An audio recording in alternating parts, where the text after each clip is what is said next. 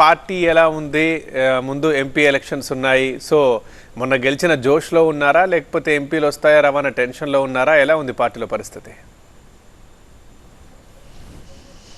ఇప్పటికైతే all fine అండి. ఎప్పటికి కూడా ఫైన్గానే ఉంటామనుకుంటున్నాం. మేమే కాదు, తెలంగాణ ప్రజలు కూడా ఒక ఊపిరి పీల్చుకున్నట్టుగా స్పష్టంగా ఒక స్పష్టమైన తీర్పుతో మెజారిటీ ఇచ్చారు. కాబట్టి తెలంగాణ ప్రజలు ఏం కోరుకుంటున్నారో ఏమంటారు వాళ్ళ ఆశయాలను నెరవేర్చడంలో కొంచెం బిజీగానే ఉన్నాం. కానీ ఇంకా బాధ్యత పెరిగిపోయింది.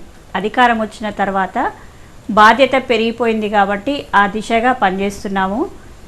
ఈరోజు అంటే తెలంగాణలో ఇది వన్ టైం రికార్డ్ లాగా అధికారంలోకి రాలేదు. మేము లాంగ్ టర్మ్లో ఉండడానికే ప్రజలు మాకు తీర్పునిచ్చిండ్రు.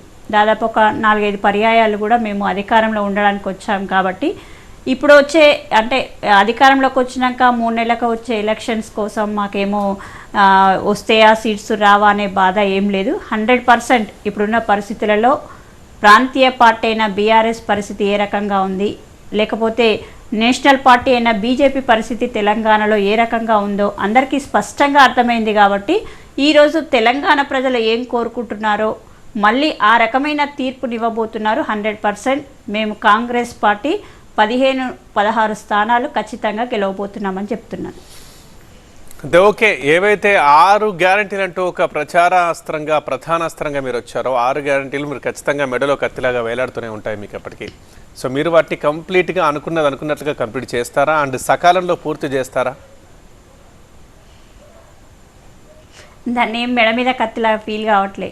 అదొక హ్యాపీ మూమెంట్ లాగా. అంటే ప్రజలకు ఇప్పటికిప్పుడు ఏమీ ఇస్తే వాళ్ళ యొక్క బాధలు తొలగిపోతాయనే ఉద్దేశంతో మేనిఫెస్టో కమిటీలో సుదీర్ఘంగా చర్చించిన తర్వాతనే వాళ్ళకి ఏవైతే ఇంప్లిమెంటేషన్ చేస్తే బాగుంటుంది అనే దిశలో 6 గ్యారంటీలను పొందుపరచడం జరిగింది. కాబట్టి అదేమి అంటే మెడలో కత్తిలాగా అదేదో భారంలాగా ఫీల్ కావట్లే.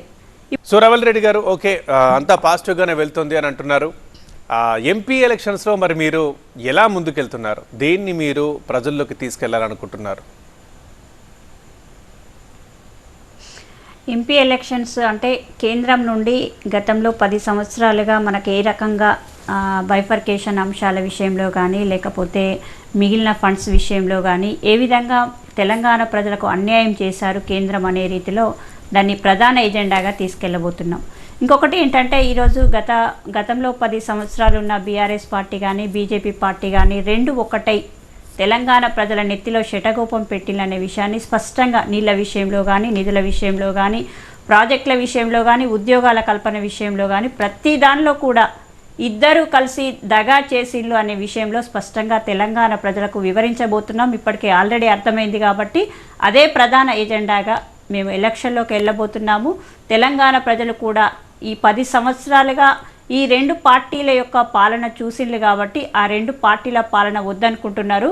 రాహుల్ గాంధీ గారు ఏదైతే భారత్ జోడో యాత్ర కానీ న్యాయ యాత్ర చేసిండ్రు కదా, ఈసారి ప్రధానమంత్రిగా రాహుల్ గాంధీ గారిని పెట్టాలి అనే రీతిలో ప్రజలు ఒక సంసిద్ధత ఉన్నట్టుగా మాకు స్పష్టంగా అర్థమవుతుంది. కాబట్టి ఈరోజు కాంగ్రెస్ పార్టీ అధికారంలోకి వస్తే దేశంలో ఏ రకంగా అంటే దేశాన్ని ఒక విధ్వంసకర పరిస్థితుల్లో తీసుకెళ్లిన మోదీ ప్రభుత్వం యొక్క అరాచకాలను అడ్డుకట్ట వేయొచ్చని చాలామంది ఎవరైతే మేధావులు కానీ ప్రముఖులు కానీ అందరూ ఎదురు చూస్తున్నారు. ఆ దిశలో మేము ముందడుగు వేయబోతున్నాం. ఖచ్చితంగా ఆ దిశలో మేము క్యాన్వసింగ్ కానీ లేకపోతే ఆ దిశలో ఏ రకంగా ప్రణాళిక చేసుకొని ముందుకెళ్ళాలనే దిశలో ప్రతి ఒక్కరూ అంటే ఒక రేవంత్ రెడ్డి గారు, నాట్ ఓన్లీ రేవంత్ రెడ్డి గారు కాదు, రేవంత్ రెడ్డి గారు పిసిసి అధ్యక్షులుగా ముఖ్యమంత్రి గారుగా ఆయనకు ప్రధాన బాధ్యత ఉన్నా కానీ ఆయనకు తోడుగా ఏదైతే మంత్రులు కానీ ఎమ్మెల్యేలు కానీ ప్రతి ఒక్కరు ఇప్పటికే మంత్రులు అందరూ ప్రతి జిల్లాకు ఒక ఇన్ఛార్జ్ మంత్రిగా వేయడం జరిగింది. ప్రతి పార్లమెంట్కి ఒక ఇన్ఛార్జిని వేయడం జరిగింది. కాబట్టి ఆ ప్రక్రియ ఆల్రెడీ స్టార్ట్ అయింది. కాబట్టి ఏదైతే ముఖ్యమంత్రి రేవంత్ రెడ్డి గారు ఈ ఎలక్షన్కి వెళ్ళబోతున్నారో ఆ ఎలక్షన్కు సపోర్టుగా అందరూ మంత్రులు ఎమ్మెల్యేలు కార్యవర్గం అందరూ ఫుల్ ఫ్లెడ్జ్డ్గా పనిచేయబోతున్నాం. కాబట్టి 100% ఈసారి తెలంగాణలో 15-16 సీట్లు వస్తాయనే నమ్మకం మాకుంది. మనం ఈరోజే చూసాం ఏదైతే అంటే ప్రపంచం నుండి వచ్చే విరాళాల విషయంలో ఎలక్ట్రల్ బాండ్ విషయంలో ఎస్బీఐ బ్యాంక్ ఏ రకంగా తప్పించుకునే ప్రయత్నం చేస్తుందో విషయం చూసాం. ఇట్లాంటివి చాలా ఉన్నాయి. బీజేపీ ప్రభుత్వము అరాచకాలు చాలా ఉన్నాయి. కాబట్టి అవన్నీ ఫోకస్ చేస్తూ వాటి అన్నిటి నుండి విముక్తి కలిగించే దిశగా మేము పబ్లిక్లోకి వెళ్ళబోతున్నాం.